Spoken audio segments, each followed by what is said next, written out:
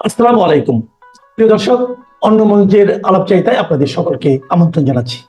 গত এক বছর সেই 5 আগস্ট 2024 থেকে একটা বিতর্ক শুরু হয়েছে বাংলাদেশে। বিষয়টা হলো, শেখ হাসিনা কি দেশ ছেড়ে পালিয়ে গেছেন? বাংলাদেশের সমস্ত সংবাদ মাধ্যম, বিশেষত মেইন স্ট্রিম যে সমস্ত সংবাদ মাধ্যম প্রধান ধারার, তারা তো বর্তমানে ইউনূস সরকারের সাথে তাদের খুব ভালো সম্পর্ক, ইউনূসের ভয়ে হোক আর নির্ভয়ে হোক। তো তারা, আমি দেখেছি যখনই শেখ হাসিনা সম্পর্কে খবর তারা ছাপেন, তখন সেরকম সময় হলে তারা সবাই বলেন যে শেখ হাসিনা পালিয়ে গেছেন দেশ ছেড়ে।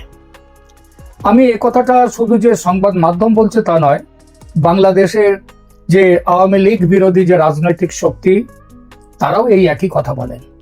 কিন্তু শুধু তারাই নয়, আমি দেখেছি অনেক আওয়ামী লীগের সমর্থক যারা, তাদেরও সেই প্রথম দিকে, আজকে নয়, ক্রমশ কমে এসছে সেটা, তবু এখনো কেউ কেউ বলেন তাদের দেশে ফেলে পালিয়ে গেছেন শেখ হাসিনা। তো এই বিষয়টি নিয়ে এক বছর হয়ে গেছে, এখনো মীমাংসা হয়নি যে শেখ হাসিনা দেশ ছেড়ে যে চলে গিয়েছিলেন, ভারতে আশ্রয় নিতে বাধ্য হয়েছিলেন, সেটা কি তার পালিয়ে যাওয়া নাকি অন্য কিছু বলা যাবে তাকে? এই বিষয়টি নিয়ে এখন আলোচনা করব এবং সম্পূর্ণ নিরপেক্ষ দৃষ্টিভঙ্গি থেকে এই বিষয়টি নিয়ে আমি এখানে কথা বলবো।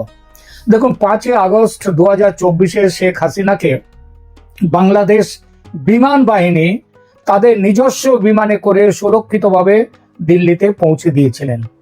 এটাকে পলায়ন বলা যায় কি? তবু যারা এটাকে শেখ হাসিনার পালিয়ে যাওয়া বলছেন, তারা কি ভুল বলছেন না? পৃথিবীর অন্য দেশে ক্ষমতাচ্যুত রাষ্ট্রনায়কদের কাউকে কি সে দেশের সেনাবাহিনী হাসিনার মতো সেফ এক্সিট দিয়ে অন্য দেশে পাঠিয়েছে? এমন উদাহরণ কি আছে কোথাও? আমরা আমাদের আলোচনার মধ্যে এই সমস্ত বিষয়গুলি রাখব। এই প্রশ্নগুলোকে কয়েকটি ভাগে ভাগ করে নেওয়া যাক, তাই প্রতিটি বিষয়ের ওপর আমরা আলোকপাত করব সেইভাবে। 1 নম্বর হচ্ছে, 5 আগস্ট 2024 শেখ হাসিনার দেশত্যাগ ও পলায়ন বিতর্কে কেন উঠল? 5 আগস্ট 2024 শেখ হাসিনার বাংলাদেশে ব্যাপক রাজনৈতিক সংকট ও সহিংস উত্তেজনার মধ্যে বাংলাদেশ বিমান বাহিনীর, মনে রাখবেন, বাংলাদেশ বিমান বাহিনীর একটি সামরিক পরিবহন বিমান C-130J হারকিউলিস, আবার বলিস, এটা বাংলাদেশ বিমান বাহিনীর একটি সামরিক পরিবহন বিমান C-130J হারকিউলিস, এই বিমানে করে দেশ ত্যাগ করানো হয় তাকে। তিনি দেশ ছাড়েন এবং দিল্লিতে পৌঁছান। এক্ষেত্রে বিমান বাহিনীর উচ্চ পর্যায়ের নিরাপত্তা ও ভারতের সহায়তায় তার এই বহির্গমন নিশ্চিত করা হয়। তার যে সরকারি বাসভবন দখল করার সময় ঢাকার তুমুল অবরোধ দেখা যায়।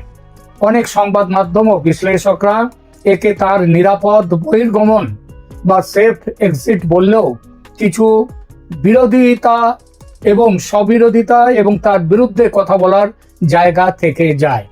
পলায়ন শব্দটি সাধারণত নেতিবাচক ও আত্মরক্ষামূলক অর্থে ব্যবহৃত হয়। রাষ্ট্রনায়ক যখন তার বা তার পরিবারের জীবনের জন্য বাস্তব বিপদের সম্মুখীন হন, সেক্ষেত্রে দেশের সামরিক বাহিনী নিরাপত্তার কারণে সেফ এক্সিট নিশ্চিত করতে পারে। এক্ষেত্রে এটি কেবল পলায়ন নয়, বরং এক কৌশলগত নিরাপত্তা ব্যবস্থা হিসেবে দেখা যেতে পারে। যারা একে পলায়ন বলছে, তারা কি ভুল বলছেন? এই বিষয়টা দেখা যাক। পলায়ন বলা কতটা যৌক্তিক তা নির্ভর করে রাজনৈতিক দৃষ্টিকোণ ও পরিস্থিতির উপর। শেখ হাসিনা যখন দেশ ছাড়েন, তখন তিনি সশস্ত্র বিদ্রোহ, জনগণের রোষ এবং সামরিক হস্তক্ষেপের মুখে পড়েছিলেন। নিরাপত্তাজনিত বাংলাদেশের কারণে বাংলাদেশের সামরিক বাহিনী তাকে বিশেষ সুরক্ষায় বিদেশে পাঠায়। এই ধরনের নিরাপদ বহির্গমনকে বলা হয়, যদি পলায়ন বলা হয়, সেটা হবে একপেশে ব্যাখ্যা, যা বাস্তবের কাছে থাকে না।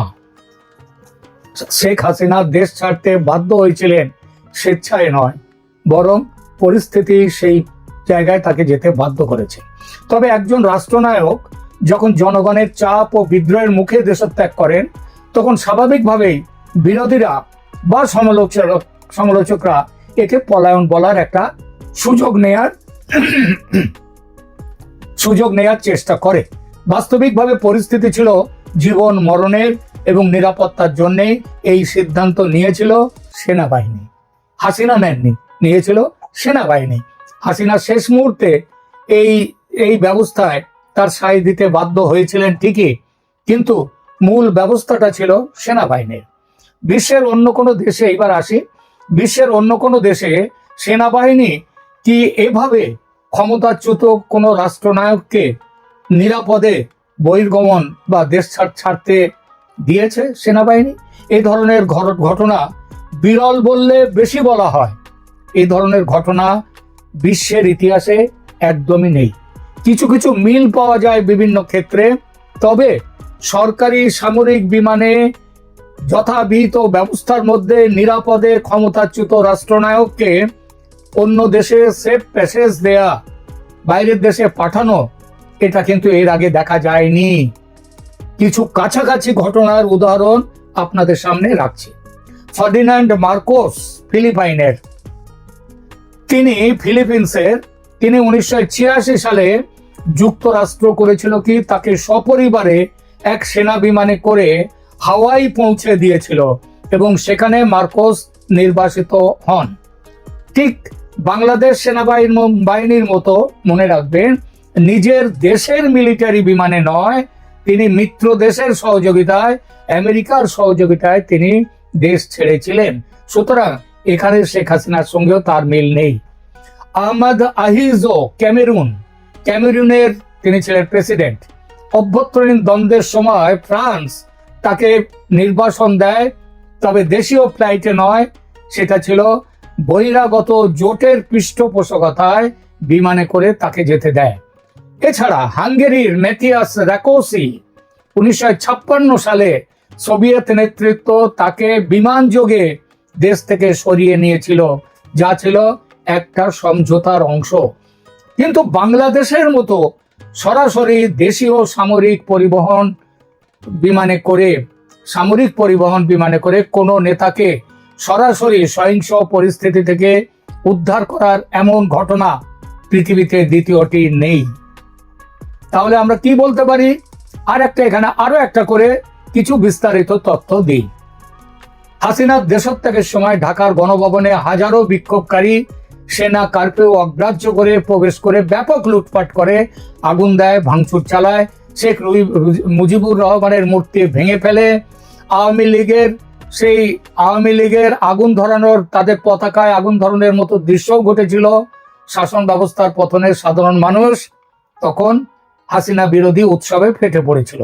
কোটা বিরোধী আন্দোলন দ্রুত সরকার বিরোধী গণবিক্ষোভে রূপ নেওয়ার ফলেই তিনি চলে যেতে বাধ্য হন দেশ ছাড়তে।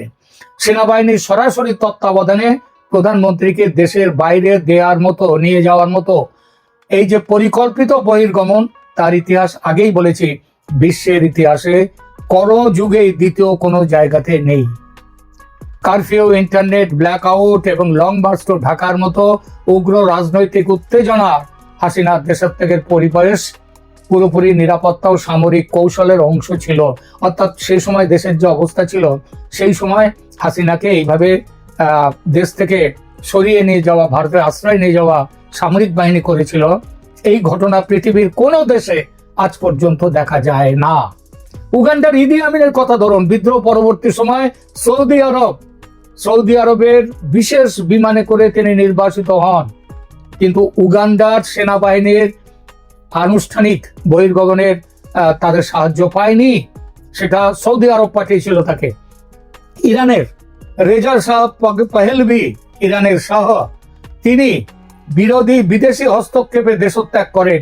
মিত্র নিজ দেশের সেনাবাহিনী তাকে কোনো আশ্রয় কিংবা প্রশ্রয় কিংবা বহির্গমনের ব্যবস্থা দেয়নি। এইসব উদাহরণ থেকে স্পষ্ট যে শেখ হাসিনার ঘটনাটি বিশেষভাবে এটা অনন্য, পৃথিবীর কোথাও নেই। যে কথাটা বারবার আমি এখানে বলছি, এই রকম ঘটনার দ্বিতীয় উদাহরণ কোথাও নেই। সুতরাং এই পলায়নকে, শেখ হাসিনার দেশত্যাগকে যারা পলায়ন বলছেন, তারা এটাকে বলা যায় নিরাপদ বহির্গমন বা সেফ এক্সিট বলাটাই অধিকতর যৌক্তিক। কারণ সেটি রাষ্ট্রীয় নিরাপত্তা ও আন্তর্জাতিক কূটনৈতিক বিবেচনার পর বিদেশে প্রেরণ করা ছিল। পলায়ন শব্দটি একদমই এখানে প্রযোজ্য হতে পারে না, এবং এই শব্দটি তারাই ব্যবহার করে যারা শেখ হাসিনার বিরোধী, তার রাজনীতির বিরোধী, তার দলের বিরোধী, তারাই এগুলো করে। এবং যারা এই শেখ হাসিনার বিরোধী রাজনীতির সঙ্গে যারা যুক্ত, তারাই তাদের প্রশ্রয়ে এবং তাদের উৎসাহ দিতেই এই পলায়ন শব্দটি তারা ব্যবহার করেন। কিন্তু এটা অত্যন্ত ভুল কথা। দুনিয়ার ইতিহাসে যতগুলো উদাহরণ আছে সবকটি বাইরের দেশের সহযোগিতায় বা বিদেশি হস্তক্ষেপে সেগুলো হয়েছে। নিজের দেশের সেনাবাহিনী এমন সুসংগঠিত ভাবে সরকারি ব্যবস্থাপনায় গদিচ্যুত রাষ্ট্রনায়ককে অন্য দেশে পাঠায়নি পৃথিবীর কোথাও। এর ফলে যারা সহিংসভাবে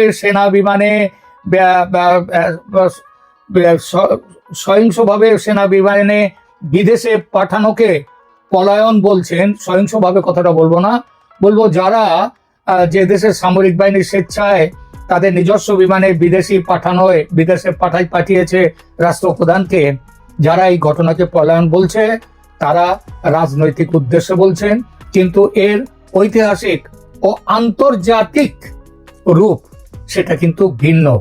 সুতরাং যারা পলায়ন বলছেন তাদের উদ্দেশ্যে বলি, শেখ হাসিনা দেশ ছেড়ে পালাননি। কারণ তাকে দেশ ছেড়ে নিয়ে যাওয়াটা সসম্মানে এবং পাহারা দিয়ে নিয়ে গিয়েছিল বাংলাদেশের সেনাবাহিনী স্বয়ং।